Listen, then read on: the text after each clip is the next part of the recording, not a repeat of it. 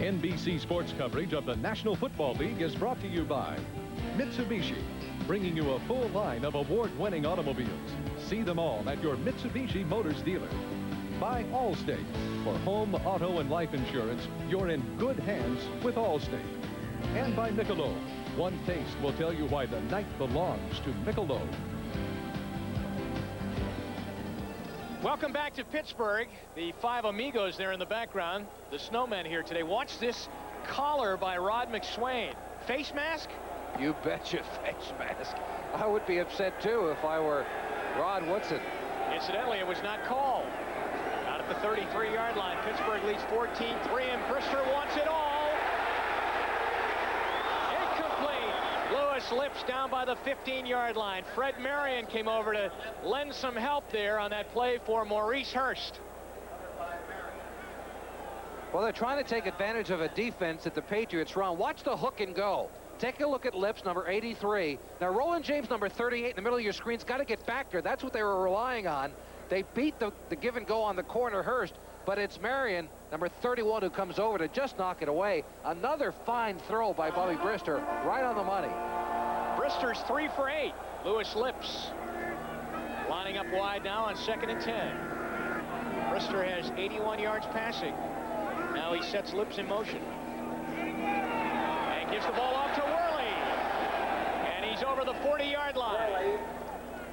Tim Worley, the rookie out of Georgia, brings it out over the 40-yard line on a good run on 2nd and long. Remember, Brister's trying to run away from the nose tackle. 72, Tim Goad. That's what he's audibling. Wherever Goad is lined up, Brister runs away from him, and it's working so far. Something else I've noticed, Bobby Brister keeps rolling out. He hands the ball off and rolls out. I wouldn't be surprised if later on today they don't throw the football back to him. Remember, he's an eligible receiver, and he's decided not to use the gloves this afternoon. He told us that he was going to use them to play, but apparently he's changed his mind. Steelers are 1 for 3 on 3rd down conversions. We're looking at 3rd and 2 right now with Rodney Carter into the game and in motion. Brister a lot of time again, throws, and Lewis Lips was wide open, and Brister delivered the ball on the wrong side of the field. So Brister and Lips do not hook up on a wide open pass play, and the Steelers must punt. This time they come back and run that hook that was successful when they ran the hook and go just a play earlier. Going against Rod McSwain, number 23, Lips runs the good pattern, and he's wide open. But Brister read it a bit differently and threw it to the wrong side of the field. Well, I guess so. And you saw the look of discontent for Lewis Lips. Harry Newsom pounds it away. Irving Fryer runs over in the direction. It hit Carnell Lake of the Steelers and goes out of bounds at the 20-yard line. All right, let's go around the league right now on Sunday number 15 as we check in with those key games in the AFC. Houston could have wrapped up the AFC Central Division. It still can, but they have a long way to go. They have to win that game today. 21-0 the Bengals lead.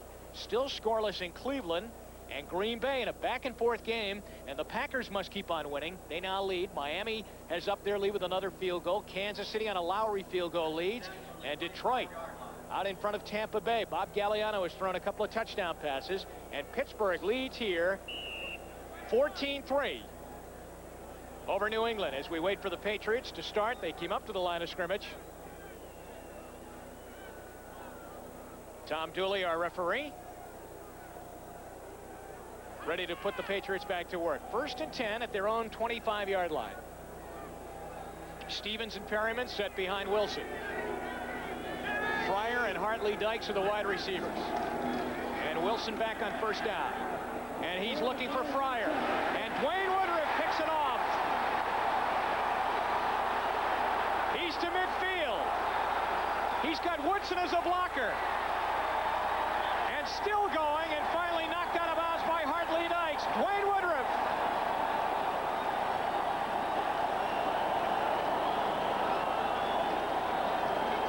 He's the only Steeler currently on the playing roster that has a Super Bowl ring.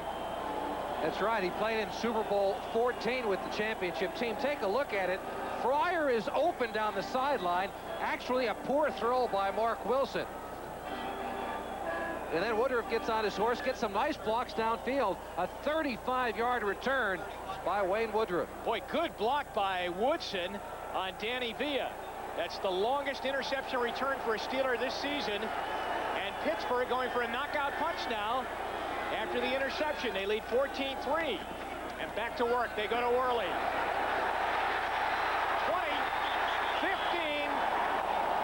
to the New England 14.5-yard line, and a first down. A 17-yard run for the rookie, who is already well over 50 yards rushing here in the first half. I'll tell you who may be the MVP of the Steeler team. Watch number 33, Merril Hoge, and the block he creates. Downfield, 33, leading the coverage down there. Good block, kicking out on the corner, and that's really what opened it up downfield. He put the block on Roland James, and then Worley went after it. But Merril Hoge, who has a touchdown here today, has been even more impressive with his blocking. Worley checks out now, and Rodney Carter is in. Steelers have Derek Hill and Lewis Lips at the wideouts, and back they go to Hoge, and he's got an opening. Inside the 10 at the 8-yard line, Merril Hoge skips through, and once again they go to the other side of Tim Goad. That's the game plan all day. Brister's coming up, finding out where Goad is, and audibling at the line of scrimmage away from him. Look at Goad. He's got short sleeves on. It's -4 or 5 degrees with wind chill. And he's just saying, hey, you know, it's all in your mind whether you're cold or not. But right now it's getting chilly for him because Brister is reading Goad all day. 2nd down and 5 to get a first down there at the 8. It's Hoge again down inside the 5. They might give him the 4-yard line. Lawrence McGrew is in on the tackle for New England, along with Roland James. And right now, with Worley out of the lineup, taking a breather, Merril Hoge has become the bread and butter back for the Steelers. 7.5 remaining here in the first half. Chuck Noll and Tom Moore, the offensive coordinator, flanks him. The Steelers bring in that big extra blocker now, Craig Wolfley. He's also an eligible receiver, but when we talked to Bubby Brister about it yesterday, he's number 73, Wolfley. I asked him, does he have good hands? He went, nah, he doesn't have good hands. He's a blocker. That's Terrence O'Shea, another tight end in, too. Over the top goes Worley, trying to get the first down, and the original mark shows that he is short by a couple of inches. What does the crowd want them to do? Listen. Of course they want him to go, but they'll call for his head tomorrow if they wind up going for it and don't make it. Jimmy, your class reunion, those guys look like, huh? All the guys are here from 78 at Penn State. 4th down and 1. And they are going. I'll tell you, Brister's all charged up. He's telling him now, quiet down. That's Wolfley in motion. That's Hoge. Pretty good stick, but he should have the first down. It's going to be awfully close. I don't think they got the mark, and I'm not sure if they got this or not, Jeff. Boy, New England, who had a great goal line stand last week against Miami early in the game, might have pulled it off again. Patriots defenders are saying, we stopped them, and are heading off the field. But let's wait and see. Ed Reynolds was there, along with the entire middle of the Patriots defense. Brister shaking his head. I don't know if he's saying, Coach, we didn't get it. No, they didn't get it. I don't believe they did. All right, here are the sticks out. The measurement right now. Did New England hold them? Yes, they did. I believe they're stretching it out. Not even close. You know, they lost yardage there. They missed it by an entire yard on that 4th down. So that answers your question. Is this team going to play hard even though they're out of the playoff run? Good block coming across by Wolfley, but it's Reynolds who takes the play and pushes it back. There's the reaction by Noll. There's no reaction at all, as a matter of fact. Of course, he may be a bit too cold standing on the sideline to react much. All right, we'll be back to Pittsburgh right after this. It's a Radio Shack Merry Christmas. America shops at Radio Shack for everything in radios. Radios for wake-ups, sit-ups, weathercasts, newscasts, see-beers, see-deers, shortwavers, space savers, stereo mates, playmates, radios that are wettable, petable, and simply unforgettable. Tune in to hundreds of Christmas gift ideas from the leader in radio technology since 1921. A radio for every purpose at every price at Radio Shack, the technology store. You kept thinking, it will stop, it will at some point, but it went on forever. So there was glass everywhere. In the living room, I have a 700-pound soapstone wood-burning stove that had bounced all the way across the living room, sitting in the middle of the floor. It was obvious from the very beginning that our house was no longer habitable. I called my agent and told him we needed to find temporary housing. Within 48 hours, Allstate had written me a check to pay for our moving expenses and for our rent. I expected bean pushers, and I got sensitive people instead. These are the headlines from NFL Live earlier. Mike Shanahan turned down the Kentucky job to remain with the Broncos. He wants to be a head coach in the NFL again. Ralph Wiley says that Alabama junior Keith McCants will leave school after the season come to the NFL, and Jerry Glanville loves to be booed, and so do his Oilers. I wonder if they're booing in Cincinnati today. NFL Live, we go back to New York at halftime. Scores, highlights from key games around the NFL, plus a feature at halftime on the great 49er quarterback Joe Montana. What a magnificent season he is having. What a magnificent Monday night he had. He's had plenty of those, hasn't he? He sure has. He, of course, from here in western Pennsylvania, may be the best quarterback to play in our era.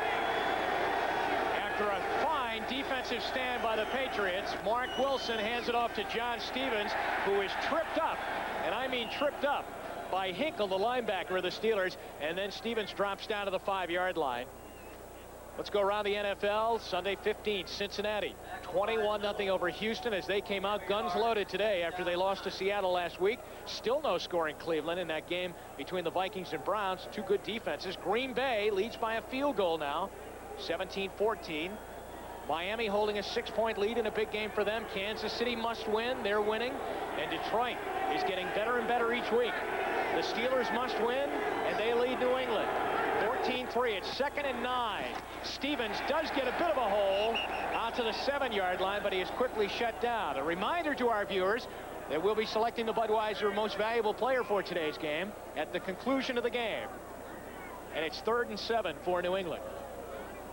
3rd and 7, Jimmy, deep in your own territory. That's Richard Woods, the quarterback coach.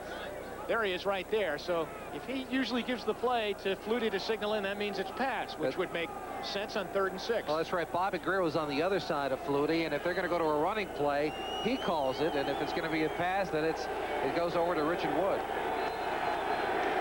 This is really an audition for Marc Wilson late in the season to see if he gets a spot with the Patriots next year.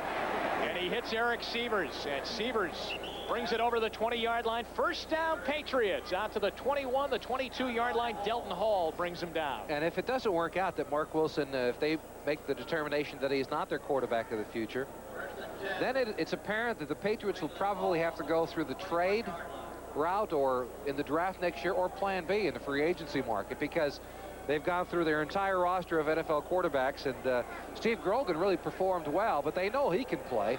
He'd be a great backup to anybody, and Flutie, when he had his opportunity, really didn't get the job done.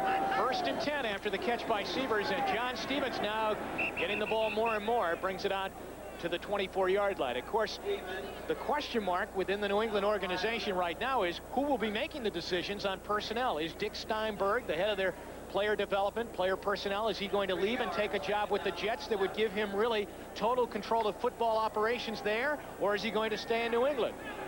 And if Steinberg leaves, who will New England name to the job? Will it be Joe Mendez, or will they have to go outside? Robert Perryman with the carry now, and Perryman comes up to the 27, and he is brought down there as New England goes back to the running game, and it will be 3rd down and long for them again. Something else that was interesting in Raymond Berry's conversation with us yesterday when he was talking about the difficulty in trying to find an NFL quarterback out of the draft. He said there just aren't that many big league arms coming out of college football these days to invest a #1 draft choice in them. New England on 3rd down and 3.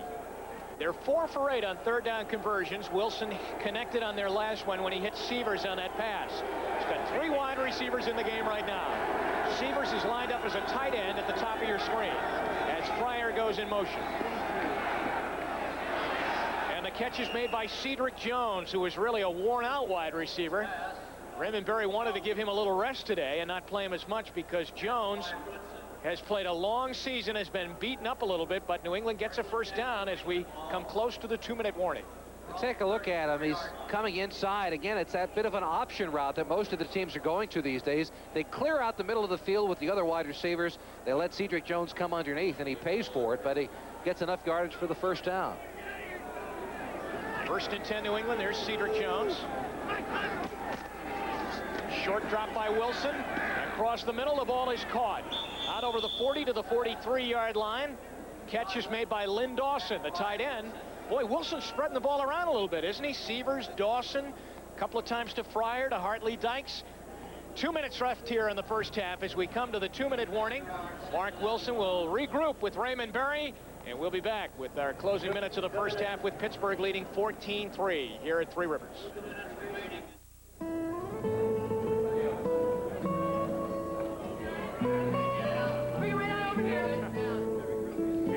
Are you the one that put these away? Oh, yeah. Look at the angel up on top. This is it. Ready? 1, 2, 3. When you gather round for the holidays, there's no better beer to have around than Michelob. Look for our tree at your store and have a happy holiday. Astronomers tell us there won't be a total eclipse in America until the year 2017. They are very much mistaken. This is the year of the eclipse. Introducing the Eclipse by Mitsubishi. Try not to stare.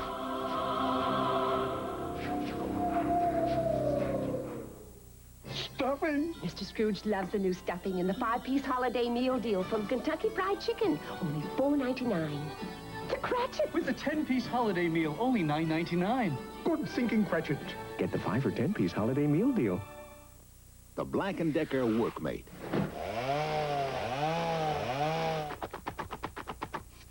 About all it can help you do is clean up. But at least it gets out of your way. The Black & Decker Workmate. The Bills. The 49ers. Next. It's a bundled up crowd here in Pittsburgh today. Brave souls. Yes, sir, that's the dress code. Oh, Santa's here. Bob and Hoge are also here. They're coming up at halftime. Scores and highlights from around Sunday number 15. Joe Montana's magnificent season. All coming up as we are down to 2 minutes remaining here in our first half. And the Steelers lead over the Patriots 14-3. New England has it 2nd down and 1. At their own 43-yard line. Robert Perryman's got a big hole up the middle and just missed going all the way. Rod Woodson had him by the right ankle and brought him down, or Perryman would have been long gone. Clock is running with 1:45 left. New England has 2 timeouts left. They're checking out the snap count. Center Mike Babb turns around to Wilson and asks him what he wants. First down, New England. Wilson fires. It's caught. Once again, it's Severs. And he held on and had the football and then lost it when he went out of bounds. And he goes out short of the 30-yard line at the 31. And that'll allow the Patriots to regroup. What Wilson will do now, he'll go into the huddle and call 2 plays so they can get right back to the line of scrimmage if they get caught in bounds and go with it without wasting one of their timeouts. He's having a pretty good half throwing the football, isn't he? 11 for 17. The 1 interception was Woodruff picked off the pass intended for Fryer. The other thing he's doing is moving well in the pocket. It's something that was a knock on him when he played with the Raiders, but he's showing better movement in his later years. He's completed 4 in a row. On 2nd down, he throws, and that's almost picked off by Rod Woodson. And for the first time today, Wilson got some pressure as coming in there was Gerald Williams. Williams, the nose tackle, got in on Marc Wilson. He wanted Fryer. Fryer tripped on the play. And that's what nearly caused the interception. But for just a moment, he was open, and he had man-to-man coverage. He'd have been into the end zone if he hadn't fallen down. New England is 5 for 9 on 3rd down conversions. It's 3rd and 2 with 1:23 left.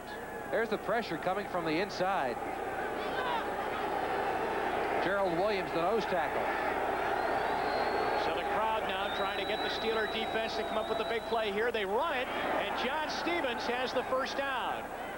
Inside the 30, they'll mark him down at about the 28-yard line. He needed to get to the 29, and with 1:13 and the clock still running, New England will get the first down, and they'll also get right up to the line of scrimmage. Boy, they're holding on to those timeouts, yeah, aren't they? I mean, you can't carry them over to the second half, guys. They're just going to go to the 1-minute mark now without calling. They still have 2 remaining.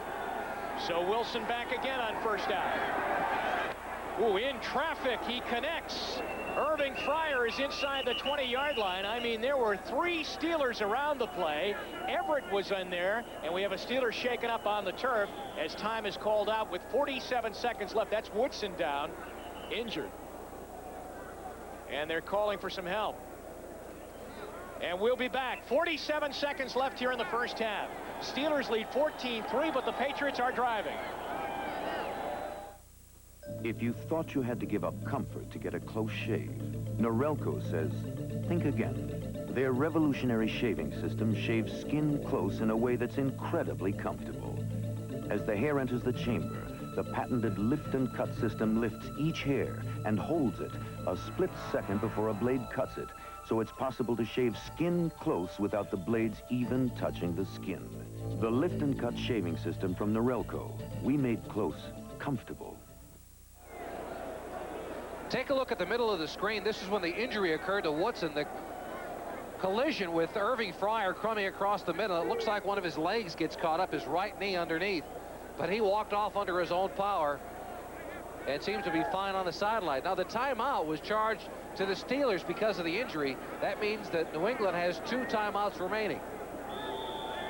So Marc Wilson explaining it in the offensive huddle. They'll come out 1st and 10 at the Pittsburgh 18. There's Woodson on the sideline. Appears to be okay.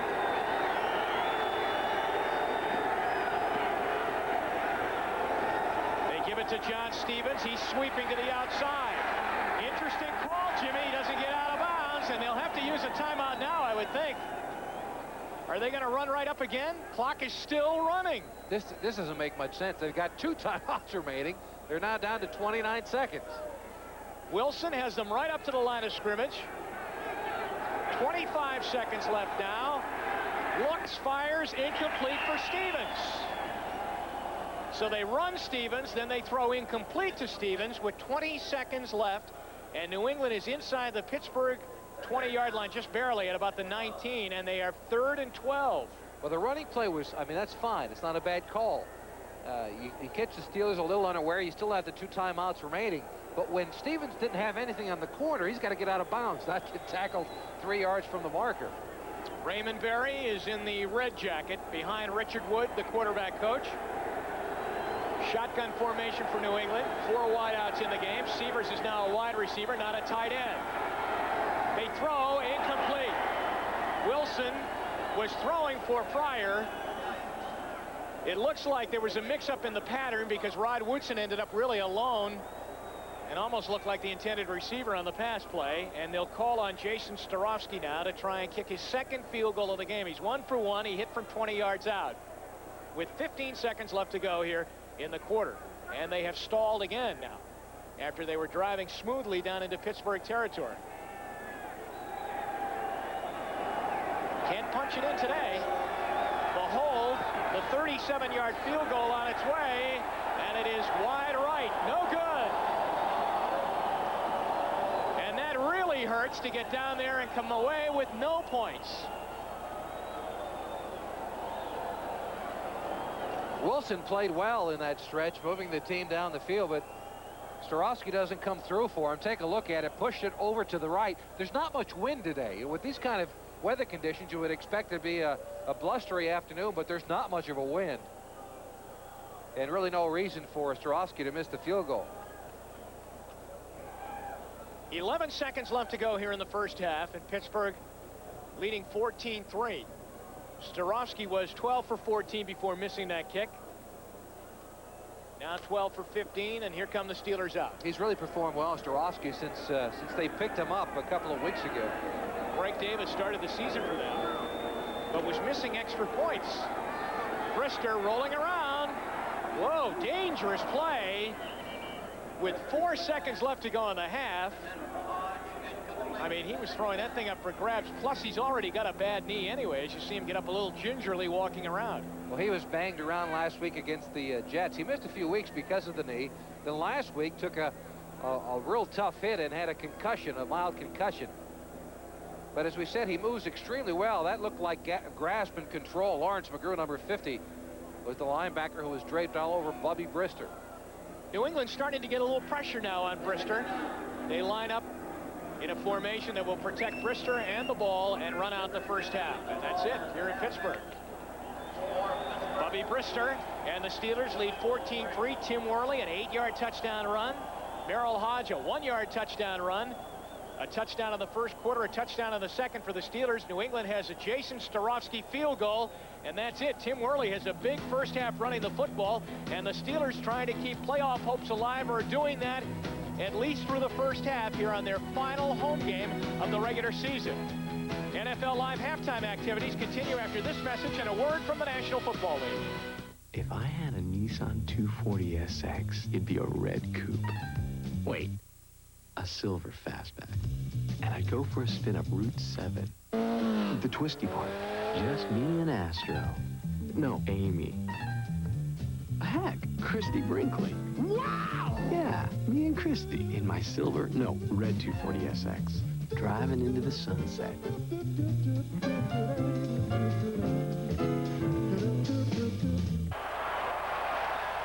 We're very fortunate in pro football to have the fan support of so many, literally millions of people across the United States. And I think of NFL Charities as being a means for the member clubs to give back to the community, give back to the fans.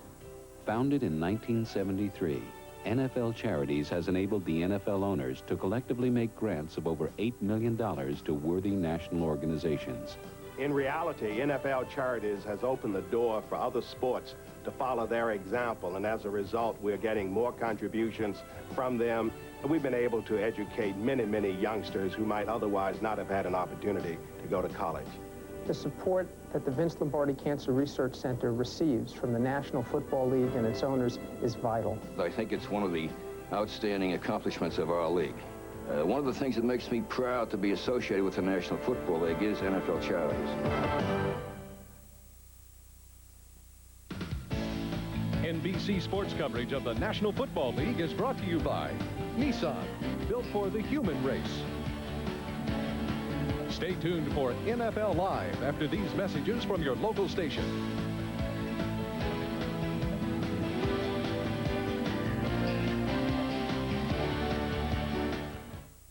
Tonight, the joyous holiday classic returns, Mickey's Christmas Carol. Plus, join the Little Mermaid and see how the Disney magic is made. Then how would you describe Anne Gillian's first big date? Very funny. And the holiday spirit continues when Sister Kate goes to jail. I can explain. Tonight. When it comes to tires, Town Fair Tire carries every major brand, including the Dunlop line. That means more to choose from, all at one location, and that could save you a lot of time. You'll save money, too, at Town Fair Tire, because they guarantee they'll beat any advertised price on any tire anywhere. So next time you need tires, choose from the best name brands at the best prices at Town Fair Tire, the best place you'll ever find to buy tires. Name brands at discount prices. Town Fair Tire. Ripley's. Believe it or not. Believe it or not, most transportation ideas throughout history wound up going no place. Here's one that went nowhere on one wheel. The monowheel motorcycle. You have to drive it to believe it. The 1990 Honda Accord four-door sedan. From Brampton of New Haven, J. Thomas, Liberty, Executive, and Lathrop, your Connecticut Honda dealers. You've got to shop us to believe the deals. Believe it or not. Third Degree, weekdays at 12 noon.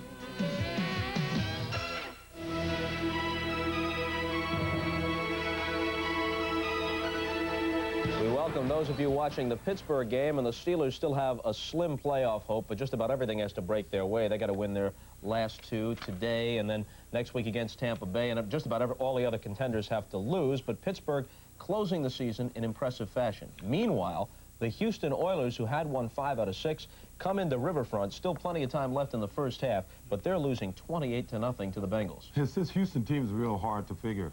Winning 5 out of 6. The one game they've lost is to Kansas City. That was a 34-0 job. They're being waxed today by the Bengals, 28-0. I think they are relying a little too much on the aura of the House of Pain. They have to play Cleveland there next week. Of course, if they win that game, they would still win the division. Let's take a look at some of the highlights, all lowlights from the Oilers' perspective today at Riverfront Stadium in Cincinnati. Game time temperature about 15 for Santa, Rudolph, and all of the helpers. Looking on as Boomer, Sam and company do their thing. Following a Houston fumble, it's Esiason to the air for Eddie Brown. One of 2 touchdown passes that Brown has caught in the first half, and one of 3 thrown by Esiason. Here's James Brooks on the handoff, sweeping left, and he'll tumble into the end zone for a 14-yard touchdown. Later, Rodney Holman latched onto a 50-yarder from Esiason. This one's the second Eddie Brown touchdown reception. It covers 36 yards. Takes it as he backpedals. They lead 28-0.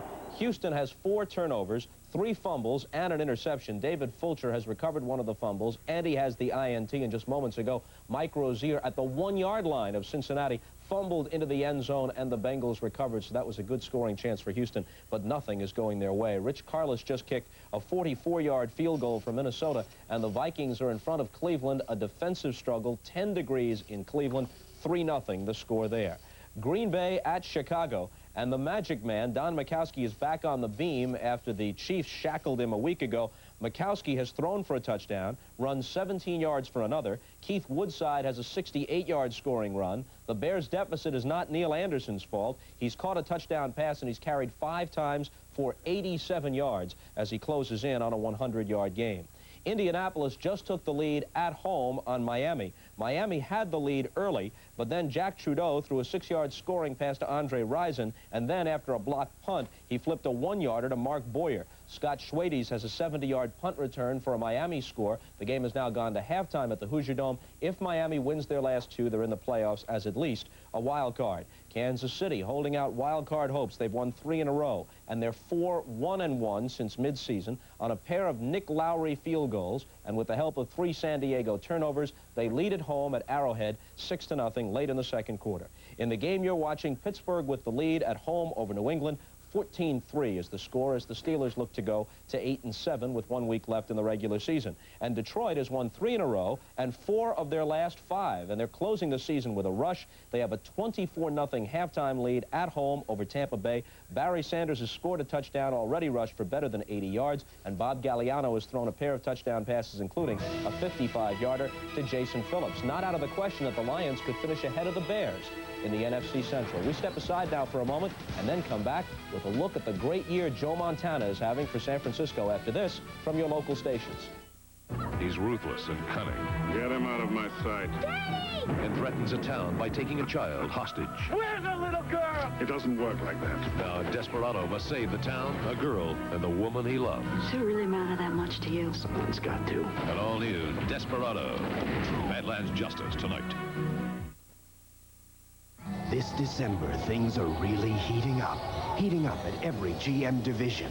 Each dealer is out to make December hotter than ever before. Hot deals like 4.8% APR GMAC financing for 48 months, or cash back up to $1,000 on one of the best-selling Buicks on the American road, the Regal Coupe. Yes, this December is incredibly hot at every GM division. It's GM's Hot December. Come feel the heat. A Current Affair, weeknights at 7, only WVIT 30.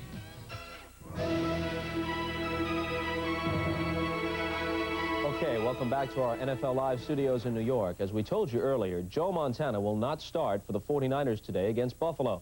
Still, that doesn't do anything to diminish the year he's having, possibly the best ever in the NFL. A look at the current quarterback rating shows that Montana is in a class by himself, giving renewed meaning to the word greatness. Here's OJ now with more on Joe Montana. Webster defines it as being uncommonly gifted. Ali put it in his own words. I am the greatest.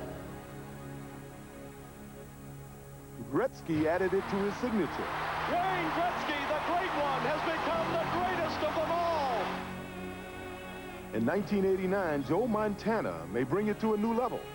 He is in the midst of a career year and a career marked by greatness. With 3 Super Bowl wins on his resume and the comeback victory as his personal trademark, Montana... When your team's doing well and you're winning, those kind of things just kind of go hand in hand with it. He really has an enthusiasm for the game and loves to play, and it's still a game for him. And I think that's one of the secrets to success. He's got a young man in him that just likes to play games. And so it hasn't got an old hat to him. Old hat to Joe Montana means performance under pressure. That combined with a few playbook modifications and a more balanced pass attack equals higher efficiency in 1989. We went into training camp this year thinking that 2 things. One, we had to take a little heat off Jerry and take a little heat off Roger. And with the idea of getting the ball to tight end some more, getting the ball to Tom Rathman, who is a good pass receiver, and we've done that.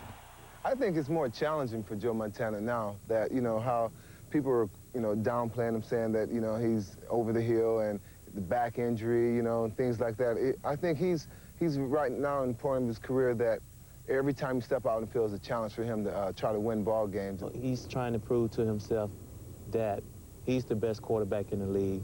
He's been in the league 10 years, and there's no one out there better. I don't have the strongest arm, and I don't have the greatest speed and getting around, but I always felt that I could do enough to get the job done and be able to win, and I think that's what I've been successful at. Successful, to put it mildly. In your view, what's the one quality, the single most important quality that sets him apart? I think basically with Joe is that he enjoys playing football. He enjoys the challenge of the game. I don't think he goes out saying, I'm the best quarterback. I don't think he tries to be the best quarterback. He just wants to be the best that he can be. And when you see him now, I was there when he was a rookie back in 1979, and I saw him last week, and he's got that gleam in his eye. He enjoys the game of football, and he just likes to compete. All right, Juice. Montana's longtime coach Bill Walsh joins us now from Candlestick, where he'll broadcast the game along with Dick Enberg when the Bills take on the 49ers a bit later today. What would you single out as the one quality that sets him apart, Bill? Well, it's a great natural instincts that he brings to the game itself. I'm sure those instincts would present themselves in basketball or baseball. He has that, but one other point, he's efficiently clean now. He's a real mechanism. There isn't any wasted motion. Consequently, every time he throws the ball, it can be on time, where he wants it. Consequently, the low interception rate. Now, granted, he isn't the most imposing physical specimen, and a lot of times scouting ratings are based on strength of arm and other factors that can be measured in that way. But it's still remarkable to me, Bill, that he lasted until the 3rd round of the draft when he came out of Notre Dame. Well, he was not a consistent college player. He didn't start but maybe half of his games his senior year. He had a sort of a sidearm motion, but he did show great instincts. People thought he would be just too inconsistent to play well in the NFL. What I spotted was a quickness and nimble-footedness that he has, much like Joe Namath. So you knew that you could time your passes very well with Montana, and that's, I guess, been the case. Was there any one game or stretch of games early in Montana's career where you said to yourself, this guy's even better than I thought he might have been? This is the turning point. I see greatness now. Well, I think it was the Dallas game of 1981. We had been beaten badly by them the year before. Joe had begun to arrive. And they came into San Francisco and we annihilated them, and Joe's passing was the difference. At that point, then, we knew that Joe could be consistent enough to play well and become a real champion. Bill Walsh, thank you. We'll be listening for you and Dick Enberg a bit later today from Candlestick. And right now, NBC's coverage of the 15th week of this NFL season continues after we take this break.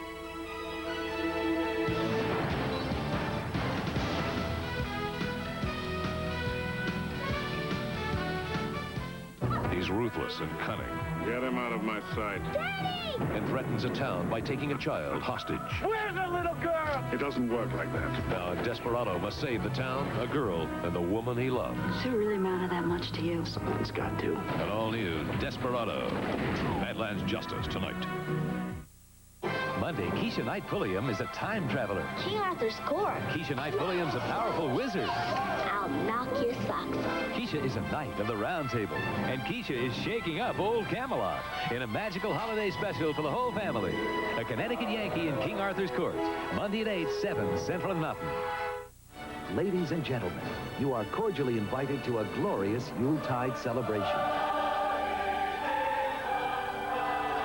starring Olivia Newton-John, Vic Damone, Diane Carroll, James Galway, and many more. Join the First family for their first Christmas in Washington, Monday. Welcome back to Pittsburgh, Three River Stadium at halftime. The Steelers lead the New England Patriots 14-3. Our Coors game summary, first half statistics, there they are. And really not a lot of surprise. Total yards very close along the board. Just the one turnover, that the interception by Woodruff in the second quarter. Time of possession, a big edge to the Patriots, but that doesn't translate into points on the board. They're down by 11 points. New England's been close twice trying to get touchdowns, but they haven't been able to get the ball in. They settle for one field goal and miss another. And Pittsburgh's running game has been the big key, especially the rookie Tim Worley, as he gets their first touchdown. That's right, an 8-yard run by Worley. Watch the trap coming from the backside of the Steeler offensive line. A couple of good blocks in the middle, and Worley gets over in his second touchdown in the last 2 weeks. He had a long string of 10 weeks without a touchdown run. And then it's Merril Hoge coming right up the gut. Another good blocking performance by the Steeler offensive line. Terry Long, number 74, gets it done. And then, as I mentioned, the big interception by Woodruff, taking away Marc Wilson down the sideline. Really a poor throw. He was trying to reach Irving Fryer down the sideline, had a bit of a step. But it's Woodruff with the big interception on the afternoon. He returns at 35 yards and turns away Marc Wilson once again. A couple of drives turned away. That was Woodruff's 34th career interception in 10 years. Now, New England came up with a great defensive stand late in the first half, too, or in the second quarter, as the Steelers went for it on 4th down and inches inside the Patriot 5-yard line, and New England stuck him. Ed Reynolds coming up with the big play, or this thing really could be out of hand at 21-3. And that was a bit uncharacteristic. When you think of Chuck Noll, you think of a conservative offensive philosophy. It was about 4th and a yard to go. He decides to go at the crowd chanting to go for it, and instead of taking a 2-touchdown lead with a sure chip field goal, right now it's just an 11-point lead for the Steelers. Second half underway. Gary Anderson kicks it away, and Patrick Egu has it hit off his hand right at the goal line, then go through the back of the end zone. And it's a touchback, and New England will start at their own 20-yard line. Marc Wilson has thrown pretty well so far in the first half, but when they've needed the big play, they have not been able to come up with the pass that would get them into the end zone.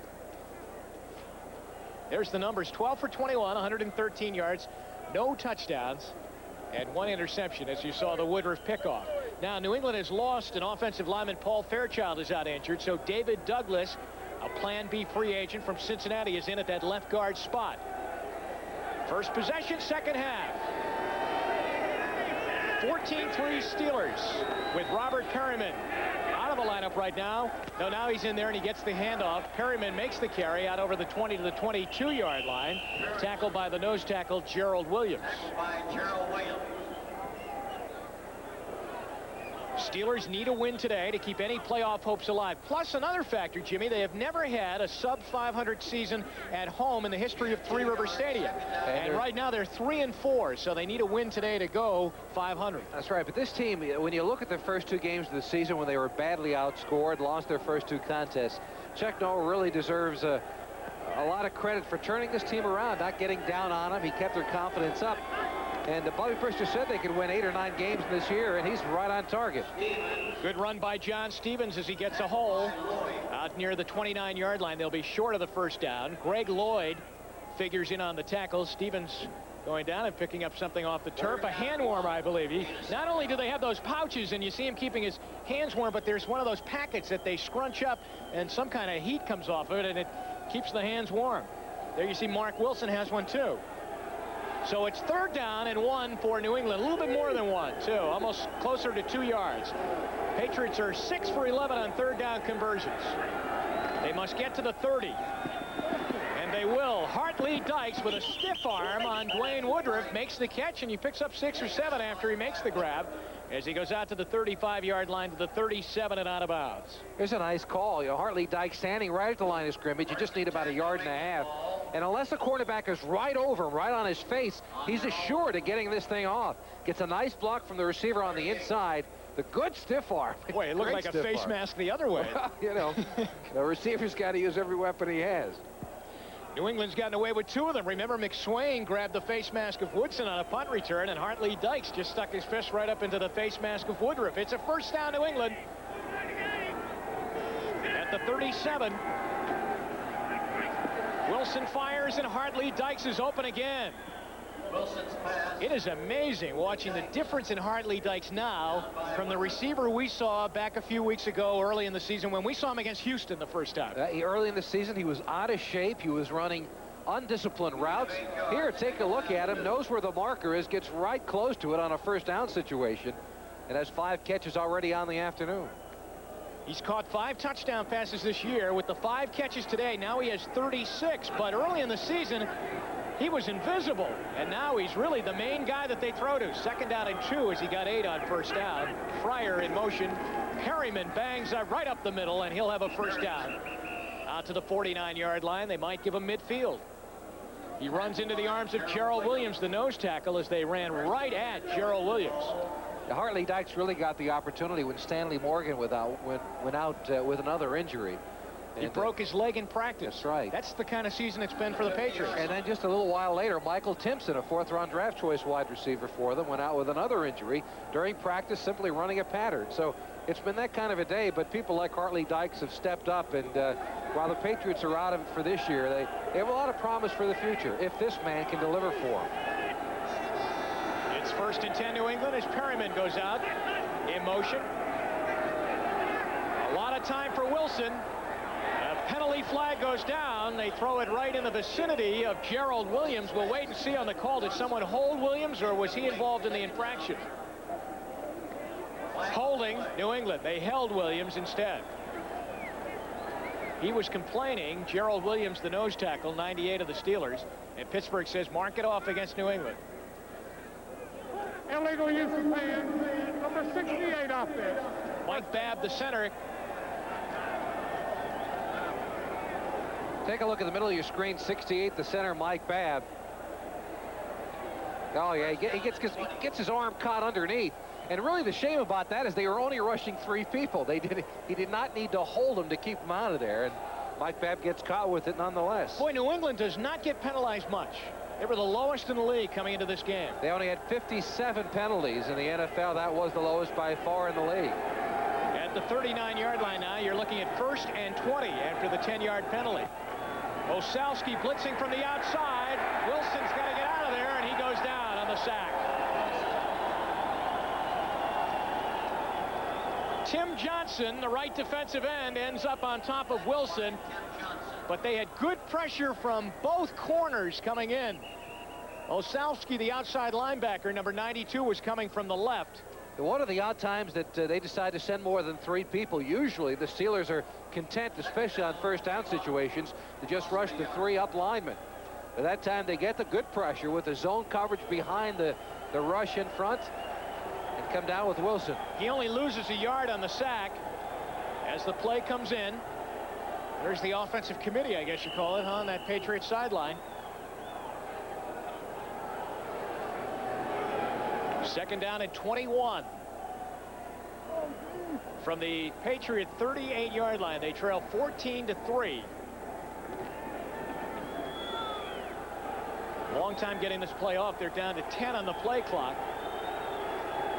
with 4 wide receivers in. Wilson out of the backfield to Stevens, and boy, if he makes that catch, Jimmy, he's got wide open territory. Up the sideline, he was long gone. Gerald Williams, number 91, had the man-to-man coverage against Stevens, but he breaks a tackle, and that may be a touchdown. He had it all the way down the sideline. Take a look at it. You see Williams, number 91, middle of your screen, trying to make the coverage, and it's man-to-man. He should catch that football. I mean, you know, when you're running across the middle, the danger as a running back or a receiver is, you know, somebody's going to be standing at the other end ready to knock your clock. But no one was there, and Stevens really should have come up with the catch. There's Mean Joe Green on the sideline, Steeler defensive coach. 7 for 12 on 3rd down conversions for New England. 3rd down and 21. Stepping up, firing. Good defensive play. Delton Hall comes in to knock the ball away from Cedric Jones, and New England must punt. Wilson had a little bit of trouble stepping up to try and deliver the football. Cedric Jones was open for just a second, but watch the closing ability of Zelton Hall, number 35. You see the ball hangs in the air, and actually Cedric Jones has got to come back toward the football to make that catch happen. Delton Hall over to the sideline covering up as it gets colder and colder now here at Three River Stadium. Rod Woodson returning. 17 yards on that punt return that on his longest of the day set up a Steeler touchdown after that. Fiegel's punt dies at the 35. Woodson gathers it, trying to get to the outside, breaks about 4 or 5 tackles and still didn't go down, and now finally lunges forward to the 34. A 36-yard punt by Fiegel's, and Rod Woodson is brought down by the linebacker Bruce Schultz. 11:06 to go, third quarter here in Pittsburgh. 14-3 Steelers. We'll be right back.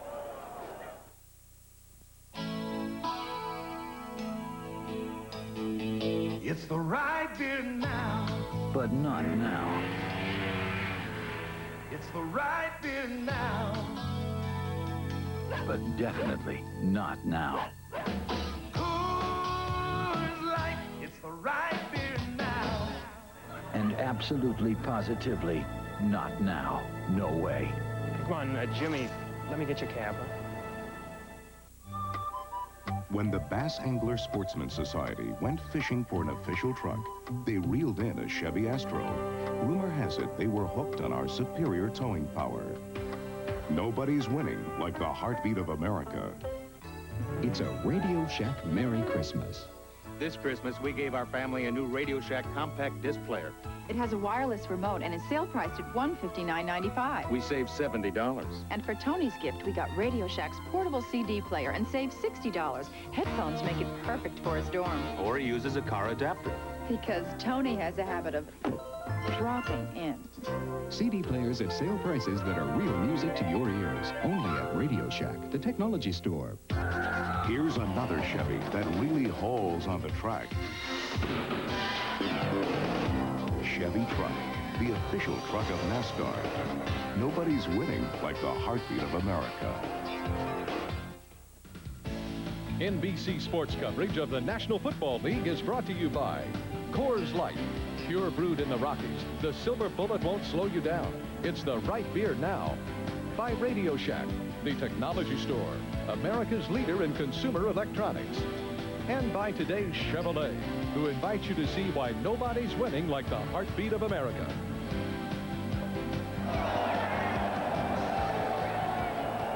Back in Pittsburgh, boy, you love your Steelers if you're in the stands today. They lead 14-3. Icy cold weather here at Three River Stadium. 8 inches of snow on Friday, and then the cold weather blew in yesterday. Bubby Brister and his Steelers with 2 running touchdowns in the first half lead over the Patriots here in the third quarter. Their first possession. Tim Worley's in trouble, big trouble, and down he goes. The Patriots' David Ward comes in and makes the tackle, and there were a lot of Patriots around Worley that time as 94 ends up making the stop. Well, again, they're going away from the nose tackle. This time Goat is right on the nose, but the penetration, the great penetration of the linebacker coming inside, and that really threw off the trap. That's the problem right now for the Steeler offensive line. They've been trapping extremely well, but not on that play. They beat him across the line of scrimmage. And they lose 4 yards. Second down at 14. Brister back quickly. Throws. Malarkey, the tight end. To the 42. Short of a first down. Mike Malarkey's first catch on the day. The former Minnesota Viking has found a home here in Pittsburgh and has had a pretty good year as the Steelers try and get the tight end back in their offense a little bit. He's 12 yards. Third down. 2 yards to go for a Pittsburgh first down. 2 tight ends in now, along with Craig Wolfley, that extra offensive lineman. Malarkey and Terry O'Shea, and the official Tom Dooley telling the crowd right now that 73 Wolfley has checked in and is an eligible receiver. 9:45, third quarter, that's what's left. 3rd and 2. That's O'Shea in motion. Merril Hoge. Well, let's see if he got it. Once again, New England comes up and makes a good hit. Schultz and Lawrence McGrew on the stop for the Patriots. This is going to be awfully close again, but they have Well, if they don't get it, they're punting this football out of here. The crowd can yell, go, go, go as long as they want, and he'll say, yeah, send the punter in.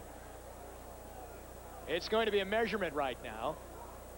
And Brister doesn't like the spot. See him shaking his head? He's saying, we didn't get it. What's the problem there, Jimmy? They don't come up with, you know, short yardage. They really don't come up with the yards. They've been having their problems along the offensive line, and they do get enough for the first down on this occasion. But they've had some injuries. They had Tom Ricketts, their #1 choice out of Pittsburgh, as a starter early in the season. He's been replaced by John Jackson. But as you can see, they get the good block on the initial line of scrimmage, but doesn't go very far. It's McGrew, number 50, who comes up to make the big hit. Look at Claiborne, number 26, moving down the line of scrimmage. And oh, he gets into it there with Terry O'Shea, the tight end. It's not even a misdemeanor in the NFL. That's all right. 1st and 10, Brister rolling out, and he is brought down. Lawrence McGrew was not taking the bait on that one. That was a bootleg for Brister. Once again, it's McGrew. That's the 3rd big play he's made in key situations for him. If he gets outside, Brister's got a corner to go to, but it's McGrew who doesn't take the fake and throws Brister for the big loss. Take a look at it. The flow going to the left. McGrew's job is to stay at home, make sure nothing comes back the other side, and sure enough, he catches Brister. 2nd down at 16. They lose 6 on the play thanks to that man, McGrew, nailing that guy, Brister. Hoge and Worley in the backfield. The ball is back to the 38. Brister in trouble. And he finally will go down. Tim Goad got him and then pushed him right over the body of Lawrence McGrew, and Brister is sacked as the Patriots are putting a good defensive stand here and pushing the Steelers back. Boy, that's a lot. Brister's gone down 43 times. And he's a quarterback who can, as we take a look at the scores, look at that Cincinnati score, 31-0. Rich Carlos has given the Vikings. That came with 47 seconds left in the first half on that field goal to give them a 3-0 lead over Cleveland, Indianapolis, Kansas City, and Detroit. Your other leaders. As I was saying, Brister has good mobility, and for a quarterback to be sacked 43 times with his mobility is a real shock. Flag is down, and Brister does not get a free play.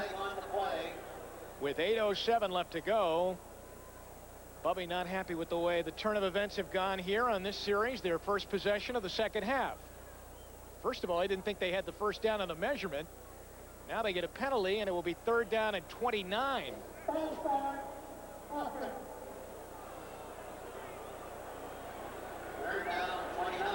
So now you are seeing some of the reasons why the Steelers are ranked so low offensively. They're unplugging themselves on a lot of plays. Well, they've started to get their running attack on track. That's been part of it. Brister has been fine since coming back from the injury. He really was great before the injury, but now he's starting to find the groove again. 3rd and 29. Pump fakes. They got a screen set up. And right away, Maurice Hurst comes in. It's picked up by Kenneth Sims. He goes into the end zone just in case. But they're going to rule the play dead at the 21-yard line. Boy, nice play by the rookie Maurice Hurst as Rodney Carter was drilled by Hurst after he made the catch. And there's Carter still down on the turf. I'll tell you what, my hat's off to the way New England has played today defensively. They are attending to Rodney Carter down on the turf at the 20-yard line. New England with a good defensive stand, but they still trail 14-3. We asked Mike Schmidt to help us show you why the new half-ton Chevy work truck is better than Ford, with more two-sided galvanized steel, more standard power, and a new Duragrill that's tougher than Ford. The lawyers told me I couldn't hit a Ford like this. Know why? You know why. Nobody's winning like the heartbeat of America.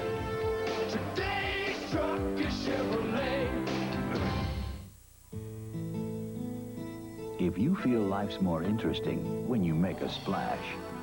It's the right beer now. If you feel a great beer starts with great water. It's the right beer now. Because you're the kind of person who likes to get to the bottom of things. Call for the Silver Bullet, the one that won't slow you down. Coors Light, it's the right beer now. This December, things are really heating up. Heating up at every GM division. Each dealer is out to make December hotter than ever before. Hot deals like 4.8% APR GMAC financing for 48 months, or big cash back on Pontiac's performance legend, the all-new Grand Prix sedan and coupe. Yes, this December is incredibly hot at every GM division. It's GM's Hot December. Come feel the heat. A classic Christmas ballet comes to the ice with America's sweetheart, Dorothy Hamill. It's a holiday special for the entire family. NutraSweet presents Dorothy Hamill in the Nutcracker on Ice. Next Saturday on NBC Sports World. Happy holidays, everyone.